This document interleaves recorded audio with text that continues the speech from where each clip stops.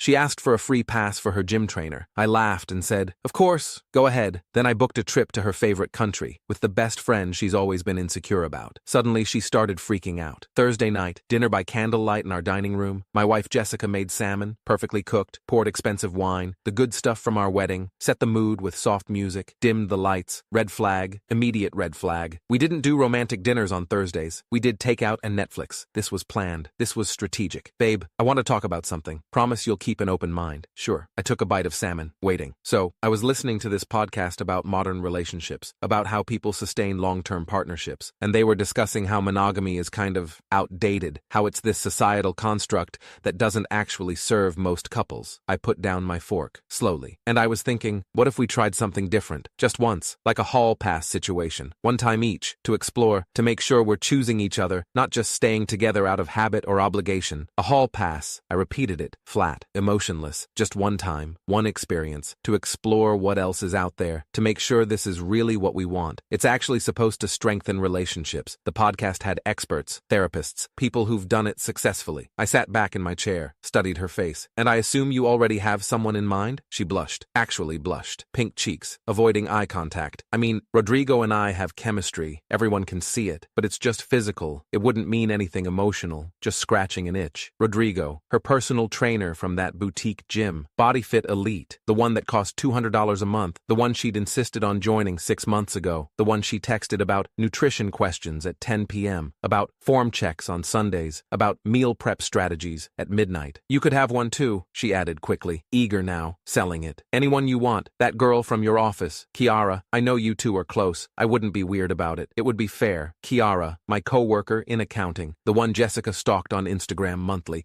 the one she called desperate for wearing makeup to work, the one she called trying too hard for dressing professionally, the one she'd made snide comments about for 3 years." I took a sip of wine, long sip, let the silence stretch, then smiled. "You know what? Shoot your shot." Her eyes went wide, shocked. "Really? You're okay with this?" "Yeah, absolutely. Go for it. Have fun. And I'll take you up on that hall pass too. Fair is fair." She practically vibrated with excitement, giddy, like a teenager. "Oh my God. Really? When should we do this? How should we coordinate?" "Next weekend works for me. You? Perfect. That's perfect." Already pulling out her phone, already texting someone, probably Rodrigo. "This is so healthy, so mature. I'm so glad we can be this open with each other." She spent the rest of dinner glowing, smiling, texting, planning, probably planning her outfit, probably planning the hotel, probably planning every detail of her night with Rodrigo. I finished my salmon, complimented the meal, helped clean up, and started making my own plans. See, what Jessica didn't know was that Kiara had invited me to a work conference 3 weeks ago. Wine Country, Napa Valley, 3 days, Thursday through Sunday, analytics summit, boring presentations, good wine, beautiful location. I'd turned it down because Jessica would have freaked out, would have accused me of having an affair, would have stalked both our Instagrams, would have made my life hell for traveling with an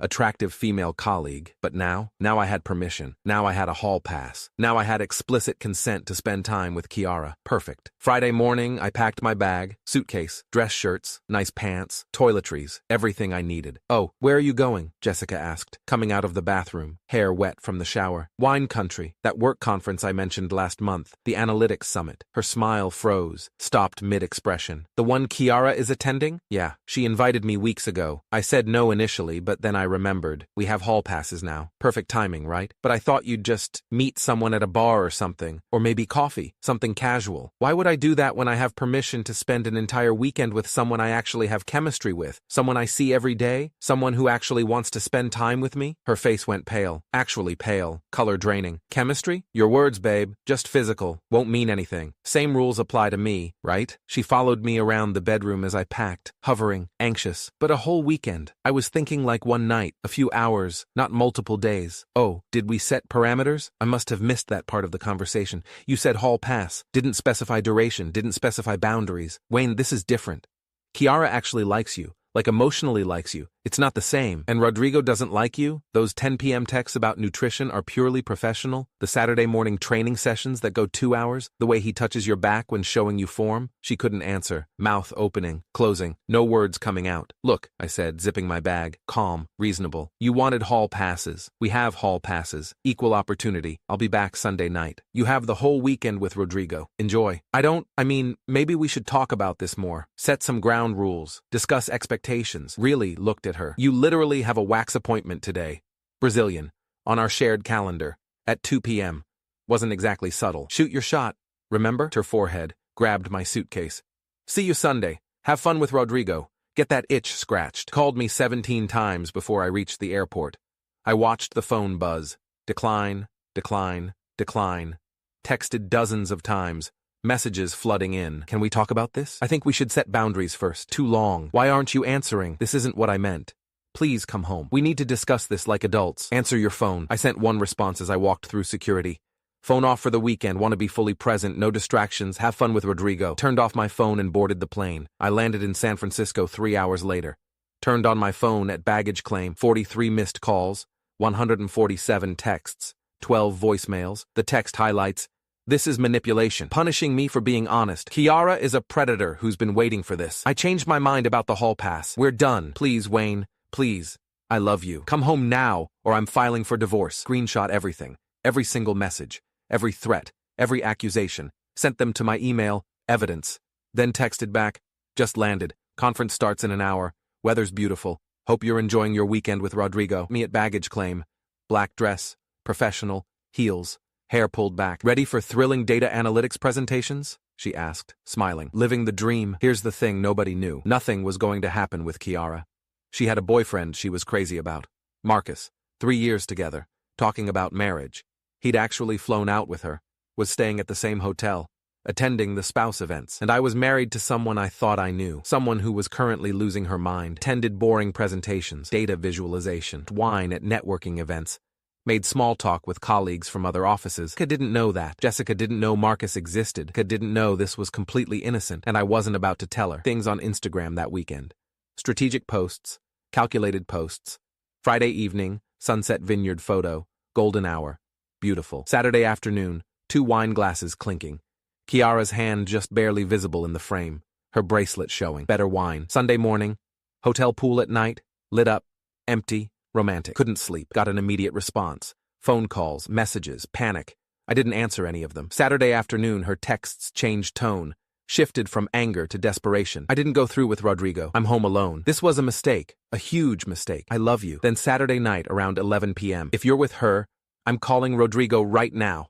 See how you like it. Do what makes you happy, babe. You have my blessing. Sunday morning, I woke up to absolute chaos. My phone was exploding. Buzzing nonstop. Messages flooding in. Apparently, Rodrigo had come over Saturday night to our house, our home. But it hadn't gone how Jessica imagined, hadn't gone according to her fantasy. According to her frantic 3 a.m. texts, Rodrigo was confused when she answered the door in lingerie.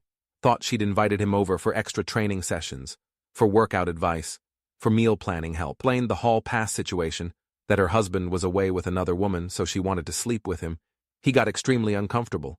Said he doesn't get involved with married clients. Said it was unethical. Said it was against gym policy. And he has a girlfriend, serious girlfriend, they live together. The texts got increasingly wild. He has a girlfriend, a live-in girlfriend. He thought I was insane. He thinks I'm pathetic. He left. This is your fault. You knew this would happen. You planned this. Then came the kicker around 7 a.m. I know what you're doing with Kiara. I know what you're doing to me. I'm driving to Napa. I'm coming to that hotel. God, no. Actually did it. She actually drove 3 hours to Napa Valley. She stormed into the hotel breakfast area Sunday morning around 10 a.m. I was sitting with Kiara and 3 other colleagues from our company. Tom from IT, Sarah from HR, Mike from sales. All of us having continental breakfast, coffee, pastries, presentations. Where is she? Jessica screamed from the entrance. Everyone in the restaurant stopped. Forks mid-bite, conversations halting, all eyes turning. Kiara raised her hand awkwardly, confused. Hi Jessica. I'm Kiara. We met at the Christmas party. Pointed at her. Aggressive. Accusing. Stay away from my husband, you home-wrecking bitch. We're at a work conference. Kiara said. Professional. Colleagues. Play innocent. I know what's happening here. I know what you've been doing. The wine, the pool, the whole weekend. Outside. This isn't. Let everyone know what kind of person she is. Let everyone see what a homewrecker looks like. Kiara's boyfriend walked in from the lobby, holding 2 coffee cups. Tall, handsome, confused. They only had oat milk, not almond. That okay? Saw the scene. Dead silence. Complete silence. Stared at him, mouth open. Her boyfriend? Kiara said. Standing now, uncomfortable. This is Wayne's wife, Jessica. Jessica, this is Marcus, my boyfriend of 3 years. He came with me on the trip. More silence. Heavy silence. Everyone in the breakfast area was staring. Phones out. Recording, probably. Office gossip for months. Jessica looked around wildly, desperately, realizing what she'd done, realizing she'd just made a massive scene over nothing. Instagram. The wine team was there, Kiara said, gesturing to our colleagues. We all had dinner together Friday. All went wine tasting Saturday. It's a work conference. Sarah from HR nodded. Yeah, there were like 15 of us at dinner. Wayne talked about you the whole time, actually. Showed us wedding photos. Turned to me. Tears starting. Voice breaking. You made me believe you think exactly what you wanted to think. Just like you wanted me to think Rodrigo was available and interested and waiting for you. You wanted me to believe you'd thought this through. Completely different. It's really not. You wanted a hall pass for a fantasy. I took a hall pass for a work trip. Same rules. Same freedom. Same trust. She ran out. Stumbling. Crying. Everyone watching. I found her in the parking lot 10 minutes later. Sobbing in her car. Makeup destroyed. Hands shaking. I'm such an idiot. I'm such a fucking idiot. I ruined everything. Our marriage. My reputation. Everything. We sat in silence, in the driver's seat. Me leaning against the passenger door. Then she said quietly, voice small, can't go back to that gym. Can't face Rodrigo. He thinks I'm a desperate housewife now. He thinks I'm pathetic.